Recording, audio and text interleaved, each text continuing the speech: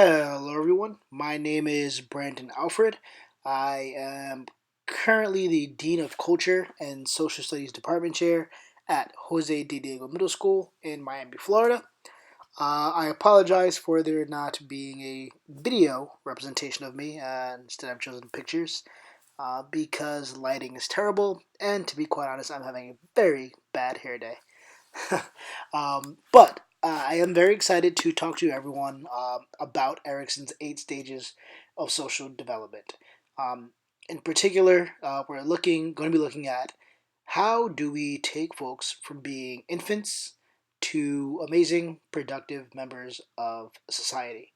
A large part of that is not having infants like in the two pictures here, but rather having infants who are trusting, and that very first stage of development can impact all the rest. So, as we get into Erikson's stages of psychosocial development, we can see that there are really 8 stages that kind of make up our entire adulthood. That first stage comes as an infant. It's kind of your trust stage, or in terms of his virtues, the hope stage. You have the toddler stage, which is the characterized by the virtue of will. You have your preschooler stage, which is characterized by the virtue of purpose. Your school ager, characterized by competence. Adolescent, characterized by fidelity. Young adult, characterized by love. Middle age, characterized by care. And older age, characterized by wisdom. Now, when we go into this first stage, our infant stage, all right, this is a stage in which the beginning perceptions about reality and about the world are formed. Ultimately, this is the stage of trust versus mistrust. In this stage, an infant can be cared for well by his parents, have his or her needs met, and kind of really have this development of faith in the future. On the flip side, however, during this very stage, an infant can experience negative experiences, right? One in which uncertainty is created, and they kind of develop an uncertainty about the world. One in which they kind of look at the world with this bit of fear and suspicion. And again, if we think of Erikson's 8 stages of psychosocial development as something on which each stage builds on the other, if an infant has a lot of trust in the beginning, that sets them up well for development down the line. If there is a lot of mistrust, however, you begin to create a human being who will be more mistrustful of their identity and mistrustful of the world around them. Erikson's second stage deals with autonomy versus doubt. All right, this virtue is categorized by will, if you may. And now this is where the child ultimately learns self-control and self-assertion. All right, you can also categorize it as shame and doubt versus autonomy. So this really asks the essential question of, is it okay to be me? If a child receives too much criticism, they may not feel comfortable in their own skin, right? They may not feel comfortable in who they are and what they're trying to accomplish. If they receive enough encouragement about the things that they want to pursue, that's where they start to kind of feel, okay, I have a bit of autonomy. I can kind of make my own decisions.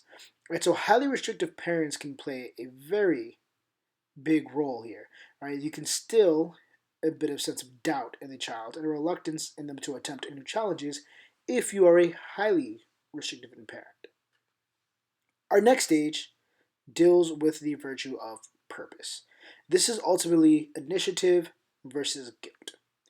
The essential question that someone would answer in this stage of their lives is it okay for me to do, move, and act? Right? Now that we've kind of had this bit of autonomy, now it begins to move into a stage where the child makes their own decisions. Right now, constant discouragement or punishment could lead to guilt and a loss of initiative. So if I'm a child during this stage in time, I'm beginning to test out the waters. What are things that are okay for me to do? What are things that aren't okay? Should I take initiative for the things that I want to do? Or should I stay back for fear of being made to feel guilty about it? Ultimately, this development of courage and independence is kind of what really sets preschoolers apart from other age groups. In this category, right? Children can face this challenge of initiative versus guilt. Um, but we have to really be careful of kind of providing that children space in order to pursue their goals. The next stage is categorized by competence. This is that kind of age of age 5 to puberty. This is where children start to master different skills. And as you master skills, they begin to take pride in the competence that they're exhibiting. However, again, we find that criticism, right, too much criticism, too much restriction, can play a really, really integral part in a child's development here. So you have a situation in which a child can feel highly competent, or they can feel extremely inferior to others. All right, so this is that stage where, hey, they want to exhibit that they can write, that they can do math, that they can read. And it's when they start to feel inferior that they start to shrink. All right, so Erikson really kind of viewed this period of elementary school as being very, very critical for the development of self-confidence, ultimately. And if we think about what it takes in order to be confident during this stage, right, you have to provide many opportunities for students to achieve. Not only must they achieve, but they must also have opportunities to achieve recognition from peers, recognition from teachers, right, and recognition from parents by producing different things, solving different problems, writing different essays, whatever they can do to not only exhibit competence, but to be praised for their competence. Our next stage comes during this adolescence period, right? This period of about ages 19 to 13. And this is where we kind of really have this formation of identity. We've had these experiences, we developed our trust and our mistrust of the world, we've developed our skill sets, and now we have to kind of really decide, who are we? So the essential question that's really, really defined by this fifth stage in Erikson's stages of psychosocial development is, who am I and what can I be? And it's in this stage that teenagers really try to fully develop and comprehend his or her identity versus their past experiences and expectations. It's also this stage where we actually get the term identity crisis from.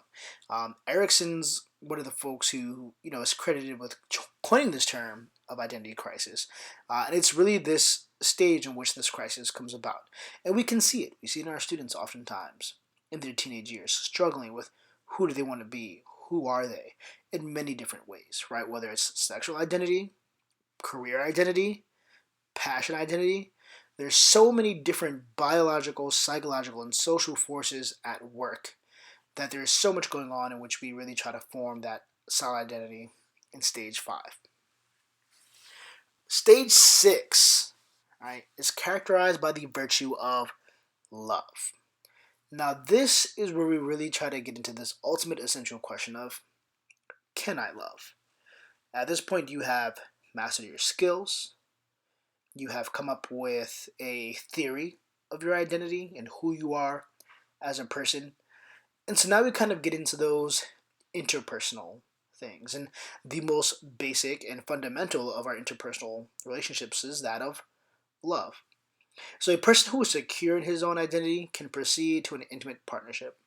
But there are those who may feel isolated, or for whatever reason, whether it's mistrust, whether it's lack of identity, whether it's for fear of hurt, and that person will always, always, always try to avoid closeness.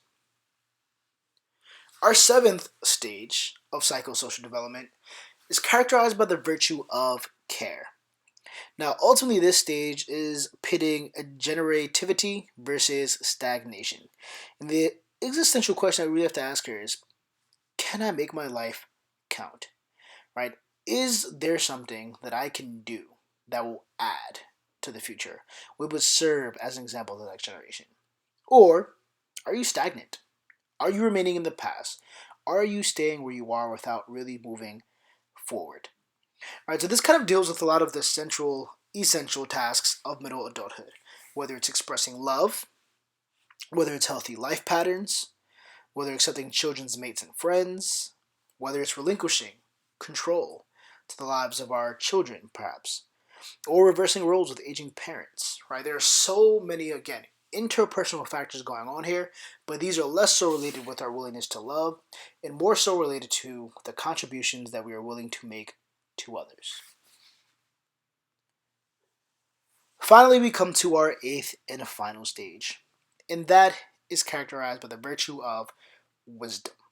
And ultimately, this is integrity versus despair. And this is the point in life where we really just look back. And we ask ourselves the essential question of, was it okay to be me? Now, some people can choose to look back on life and accept the good and the bad, right? Really kind of accept what it was and what we did and be able to move forward and be comfortable with that. Others may have regrets. So there's that integrity versus despair piece. And this really kind of comes out, again, that ending stage of life. Now, with that said, as it pertains to our actual classrooms and the students that we serve, there's some key questions for us to consider here. The first is, what role should Erikson's stages of psychosocial development play in our management of students in our classroom? What can we, given the stages of psychosocial development our kids may be going through, and the stages that they should be at, depending on the grade level in which you work, how much should we really consider Erikson's stage of psychosocial development? The second question is, how can a student's behavior and identity now give us a clue into their success or failures in earlier stages of their psychosocial development? And when I think about the second question, I think about what's really important to us as teachers if we're going to be truly culturally relevant educators for our students and creating safe spaces for our students. This question stands out to me as one that we should consider whenever we see a student do something that is unconscionable to us or is illogical to us. We've all had those students who take certain actions that just don't make sense in our minds because perhaps they do not reconcile with our experiences in our psychosocial development. But I guarantee that we can look back at another stage in that child's psychosocial development and be able to pinpoint instances that have led them to the place where they are now, where they make the decisions that they do. The final and third question that we should consider is, what are the key things that we should be trying to instill in their current stage of development to prepare them for their next stages of psychosocial development? So after considering all the stages, seeing what one's lifespan can go through, how can we make sure that regardless of where they are now, they will be successful in their final stage? That is it with my presentation on Erikson's 8 stages of psychosocial development. I hope you enjoyed it, and I hope everyone has a great rest of the week. Thank you.